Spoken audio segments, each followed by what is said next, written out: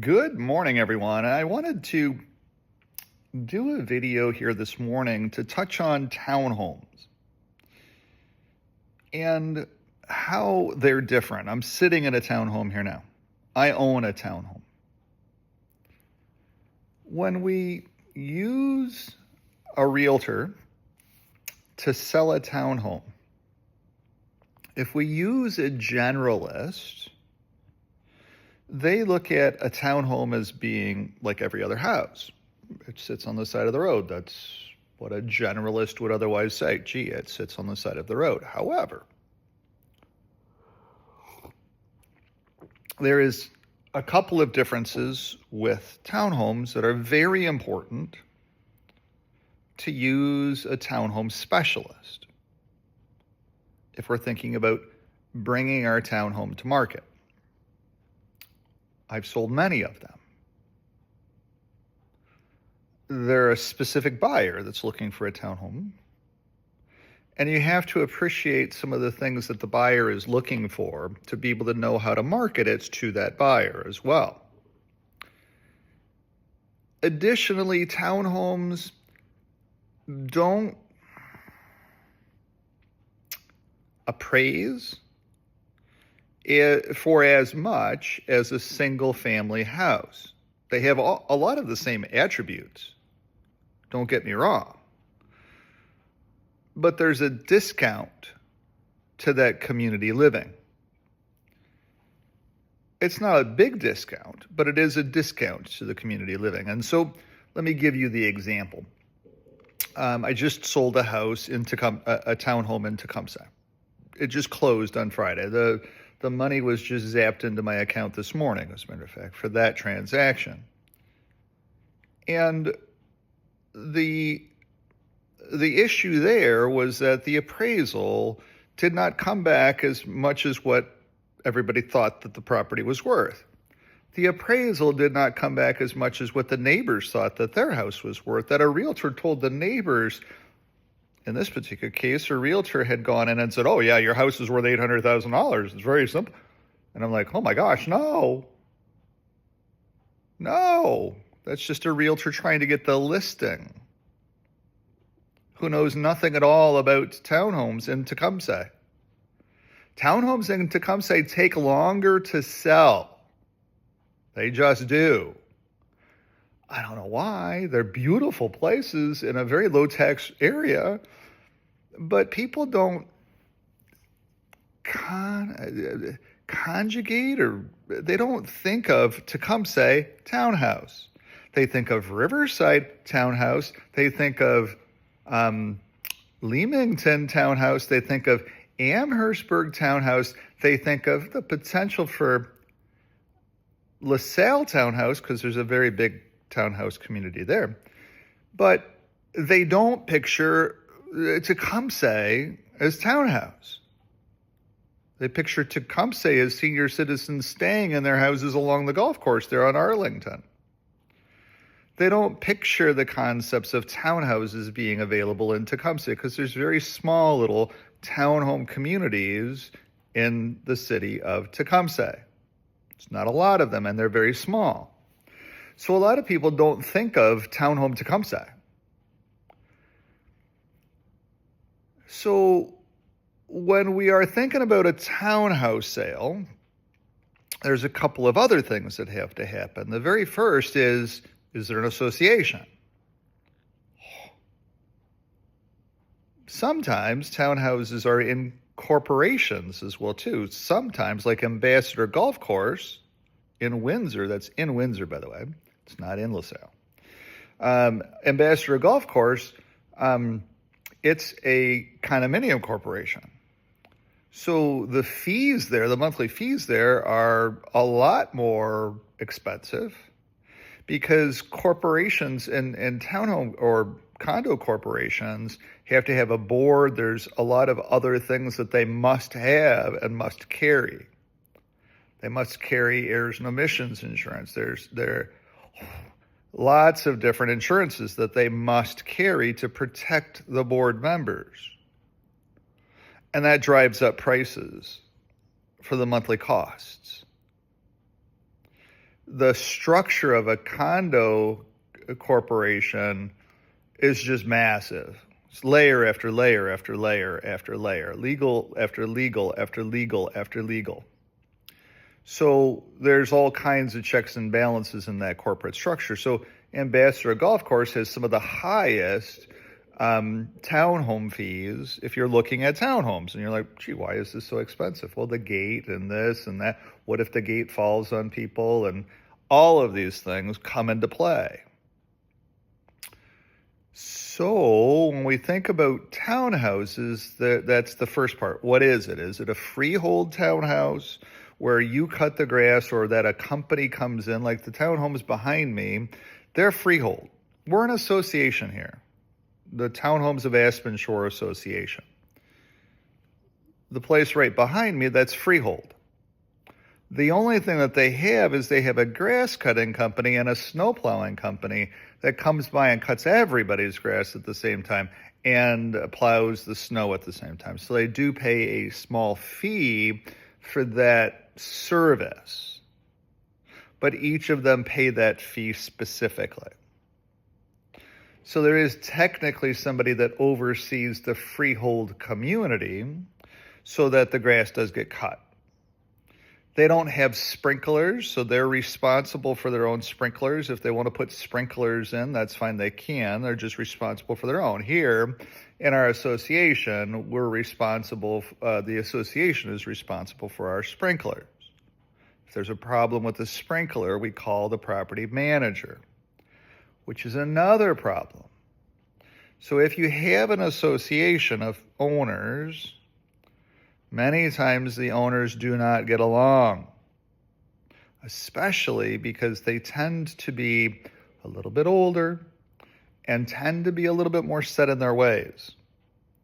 So they believe, hey, I was an executive of the Ford Motor Company. I know how to run things.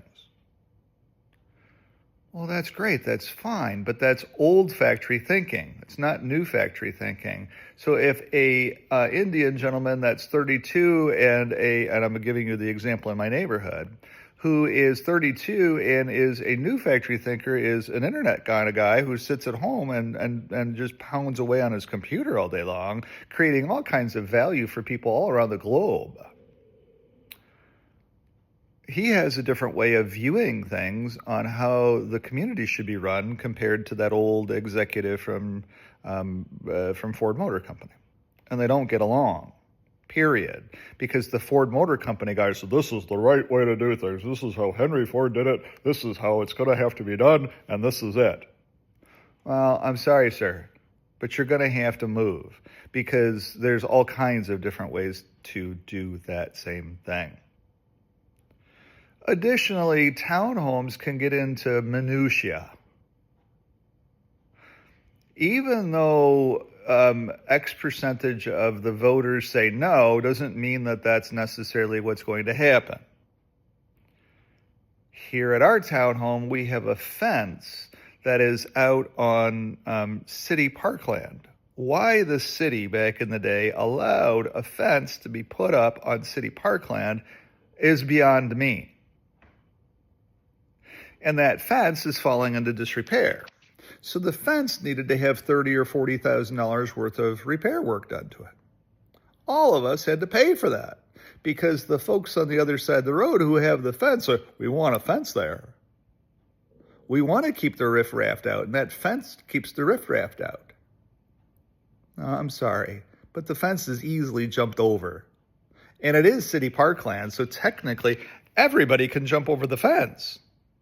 And there's nothing the police can do about it. You can't call it, look, this is parkland. They're free to enjoy the park. Just because you painted and welded and pounded and whatever to that fence means absolutely nothing. But the thought process is it's our fence and we're going to take care of it, damn it. Okay, fine. So all of us had to pay for the fence. It's okay. It's part of, it came out of the general fund. The question becomes, since we took the general fund down to fix the fence, Can we build the general fund back up fast enough in this inflationary spiraling environment so that the next time the fence needs work, we have enough money left to be able to refix the fence again? There is no answer to that. And if you ask me as a finance guy, we are not putting enough money into our reserve fund for the fence.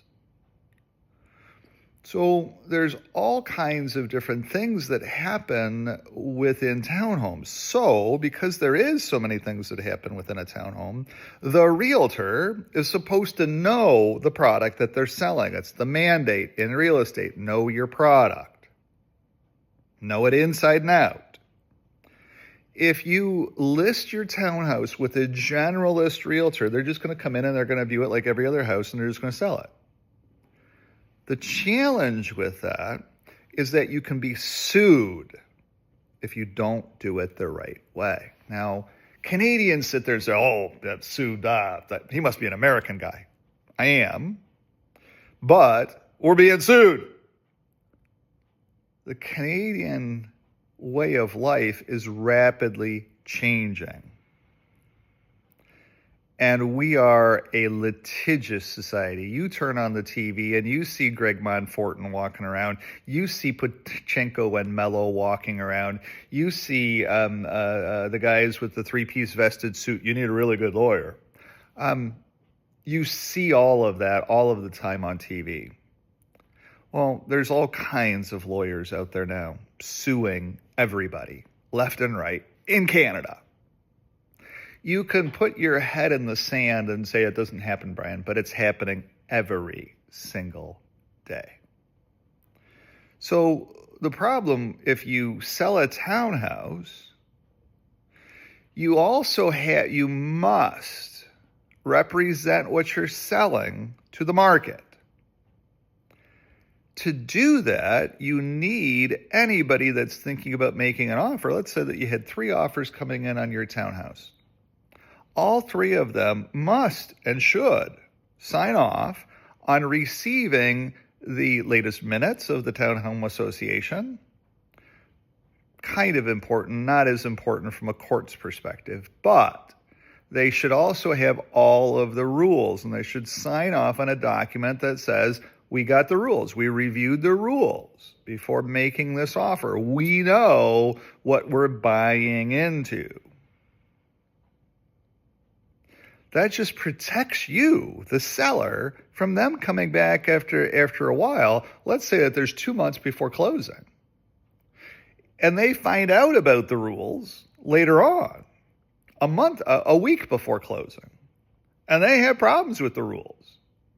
Can they back out? Absolutely, yes, they can, because you had a duty of care to provide them with a copy of the rules. And the rules change. From time to time, there's annual board meetings, and they all come together in this smoke-filled room, and they say, yep, we're going to change this rule or that rule. They have to be registered on title, changes in rules. There's a Schedule A and a Schedule B with townhomes, like mine. Schedule A is registered on title. Schedule B is not. So you do not have to pay any attention to a Schedule B rule. Schedule B rules, in essence, exist in the minds of the individual shareholders of the community. If you want to call them shareholders. It's not really the right word, but in the Schedule B rules exist in the minds of the residents of that townhome community. So a Schedule B rule might be no flags. Okay, no flags. I'm not going to put a flag up because my Schedule B rule says no flags, or flags can only be flown on a specific day. Just like there's no junk cars. Well, that's more of a Schedule A. But there might be a sign that says no advertising. Okay, great. No advertising, that's not a problem. For sale signs are allowed, but you can't have an axe the tax sign. Nobody wants to see that. Some people believe in taxes. Other people don't believe in taxes. And so why should we have that in the community? We don't want people shooting each other or stabbing each other or fighting with each other because there's an X, the tax sign in somebody's front yard. So there's a lot of different process when we think about a townhome, just as there is with any other property. Every property has pluses and minuses. They all do. But when you're focusing on selling a townhome, it becomes very important to have a realtor representing the townhome who has a background with representing townhomes, that understands all of the different moving pieces so that they can bring your townhome to market as effectively as humanly possible, can prepare you for the twists and turns with your townhome, can make sure that they have all of the records and rules that they need to be able to bring the townhome to market effectively and safely for you to avoid litigation problems down the road. Now, there's one other thing.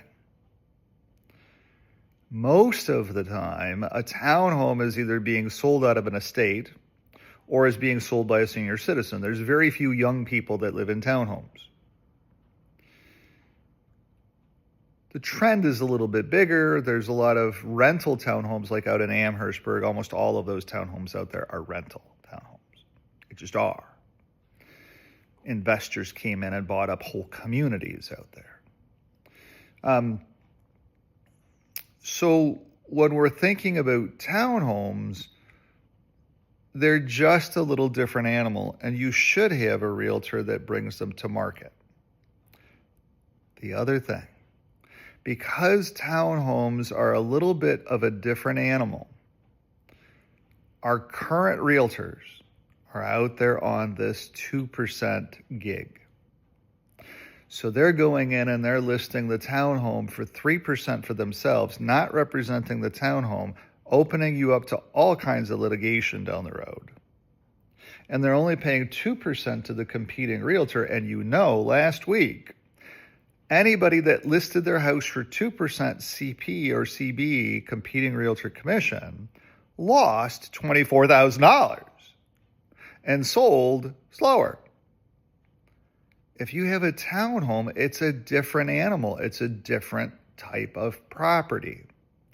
It should 100%, in my view, be brought to market at the fair commission rate of 2.5 and 2.5. See, after COVID, listing realtors have become, in my view, a little bit greedy, because competing realtors aren't, for the most part, are not presenting their offers any longer. So there's no human face to the other side. It's just data sets. And so it's become easier for the listing realtor to say, look at me, and, I'm here in front of you, I should get paid 3%. And that person that's not even in front of you, that's just sending over an electronic document, should be paid 2%. When you do that, you underperform by $24,000 last week. Showed you the math. You can watch the videos. When you're selling an animal that is different, the way that you sell the animal that's different is you either combine it with something or you raise the commission structure. And townhomes should be listed at the fair commission structure of 2.5 and 2.5. They should never be brought to market at 3% for the listing realtor and 2% for the competing realtor. It is exceptionally important, probably the number one rule, to sell your townhome faster, it's funny, faster, and you should have a realtor that represents your townhome to market that knows what the heck they're doing, because they are a little different animal and they have a little different buyer.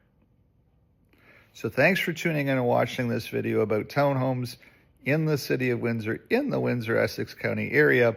I specialize in townhomes. They're fun beasts to sell. They take a little bit longer as well, too.